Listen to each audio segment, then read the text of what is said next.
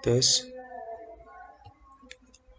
Baiklah, perkenalkan nama saya Irjana Yuda Saputra Simanjuntak, BP 161095-3019. Di sini saya akan mencoba mempresentasikan hasil dari presentasi saya tentang radar tracking system di mata kuliah radar dan navigasi. Yang pertama, terdapat pengertian dari radar. Radar tracker itu sendiri adalah komponen dari sistem radar atau perintah yang terkait dengan kontrol sistem yang menghubungkan ke pengamatan radar terhadap objek yang ingin dilacak. Fungsi dari radar tracking ini yaitu dapat mengenali keberadaan target dan juga menentukan posisi lokasi target dalam jangkauan dalam satu atau dua koordinat. Karena terus mengamati target dari waktu ke waktu, radar dapat memberikan lintasan target dan memprediksi di mana ia akan berada di beberapa waktu kemudian. Berikut dapat kita lihat mekanisme servo tracking pada radar. Terdapat tracker atau pelacak dari sistem radar ini, ada receiver dan antena. Di sini antenanya akan bergerak secara azimut yang dikendalikan oleh motor dan motor controller dan dapat dianalisa oleh error signal dan desired position. Untuk mekanisme servo tracking pada radar ini yang kita lihat ini itu merupakan mekanisme servo tracking pada radar yang biasanya kita lihat pada bandara atau ATC atau Air Traffic Control. Tracking menentukan azimut target dan kesalahan posisi antena berdasarkan yang pertama single beam system atau bisa disebut dengan conical scan, yang kedua dual beam system atau sequential scan, dan yang ketiga ada jenis monopulse. Selanjutnya, yang pertama single beam tracking. Pada single beam tracking ini terdapat satu jenis antena di mana satu fase modulasi memberikan kesalahan sudut. Dapat dilihat di sini yang pertama ada garis lintang warna merah atau target axis atau sudut target. Yang kedua ada lintasan warna hijau yaitu rotation axis atau sudut dari rotasi target. Modulasi amplitudo memberikan perpindahan pada balok. Balok di sini maksudnya ada pada beam rotation. Selanjutnya target angle atau yang garis warna merah tadi itu adalah sudut antara sumbu rotasi dan arah menuju sasaran. Squint angle adalah sudut antara sumbu berkas antena dan sumbu rotasi. Dan beam width adalah pemisahan sudut dua titik daya.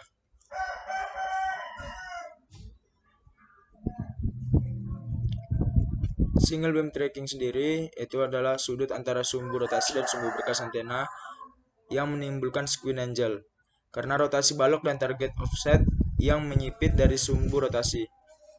Amplitudo sinyal gema akan dimodulasi pada frekuensi yang sama ke frekuensi rotasi. Disebut juga sebagai frekuensi pemindaian kerucut. Yang kedua kita masuk pada dual beam tracking. Di sini kita memiliki dua antena di mana kedua antena tersebut saling beririsan dan untuk mendapatkan sudut dari targetnya itu berada pada antara sudut antena A beam dan B beam. Di sini kita lihat grafiknya di mana target itu berada pada A and B beam. Di sini dapat kita lihat target location-nya, yang mana target location itu akan berada pada tepat di tengah-tengah dari kedua antena tersebut. Untuk mendapatkan pengukuran sudut sinar tunggal dialihkan kedua posisi sudut yang menyipit, di mana pada kasus kali ini setiap target yang akan mendekat kegunaan antena itu untuk mengarahkan target agar sesuai dengan parameter yang saya katakan tadi agar dia tetap di tengah-tengah dari kedua antena itu. Ketika sinyal gema pada dua posisi dipancarkan ke arah yang sama, target berada di antara sumbu beam position A dan B. Dan yang ketiga, yaitu monopulse tracking, yang pada dasarnya terdapat dua sistem pergerakan balok pada pergerakan balok ganda. Yang pertama azimut atau secara horizontal, melingkar secara horizontal, dan elevasi yang bergerak secara vertikal. Tingkat akurasi yang tinggi pada tracking monopulse ini dapat digunakan untuk pelacakan dan pengendalian.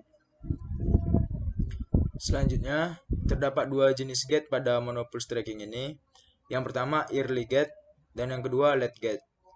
Penggabungan sistem pelacakan ini menggabungkan dual beam FC dengan komputer yang sudah diintegrasi agar dapat memberikan info keberlanjutannya tentang posisi prediksi target.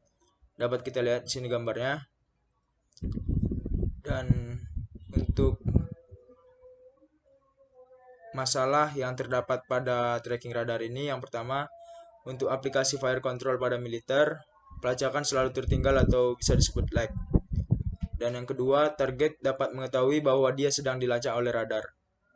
Untuk solusi yang saya temukan dari beberapa referensi yang saya dapat, untuk cara mengatasinya bisa menggunakan metode TWS atau track, while, dan scan.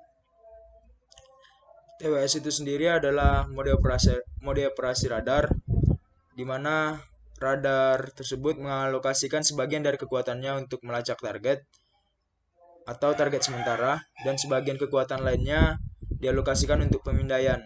Tidak seperti pelacakan atau jenis-jenis radar yang baru saja saya sebutkan tadi, yang mengarahkan semua kekuatannya pada satu target. Terdapat beberapa konsep dari metode ini. Yang pertama, yaitu untuk menggabungkan radar pencarian dan komputer. Pada posisi ini, radar terus melakukan fungsi utama untuk pencarian atau pemindaian dan menentukan posisi target. Dan yang kedua, radar diharapkan dapat mengirim data posisi target ke komputer pelacak. Yang ketiga, komputer melakukan kalkulasi pelacakan target pada semua data target yang disediakan. Dan yang terakhir, sistem mampu memprediksi posisi target secara aktual.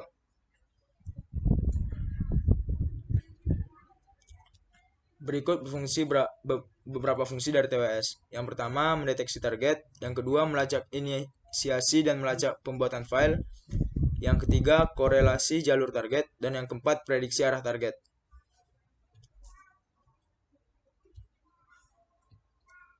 Dapat kita lihat di sini ilustrasi dari sistem TWS ini, di mana yang pertama ada acquisition gate, atau dia akan melacak daerah yang agak lebih besar dikit untuk menentukan posisi target.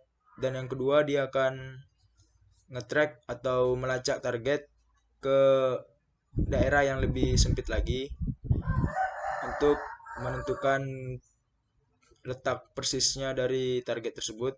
Dan yang ketiga ada turning gate, atau akan mengikuti arah target selanjutnya. Di turning gate ini akan terdapat tracking gate, prediction position, measured position, untuk memprediksi kemana target tersebut akan berlanjut.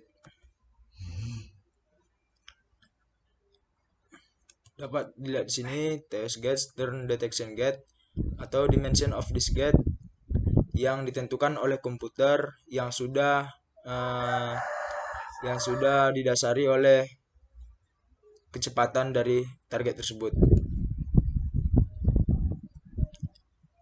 Keuntungan dari TWS radar system ini, yang pertama pelacakan otomatis, yang kedua dapat melacak prediksi arah tujuan target, yang ketiga melacak beberapa target secara bersamaan, yang keempat info pelacakan yang digunakan untuk menghitung solusi dari fire control, dan yang terakhir melacak hanya dengan menggunakan radar pencarian dan komputer. Mungkin sekian dari presentasi dari saya. Apabila saya ada salah-salah penyampaian, saya mohon maaf. Atas perhatian Bapak, saya ucapkan terima kasih.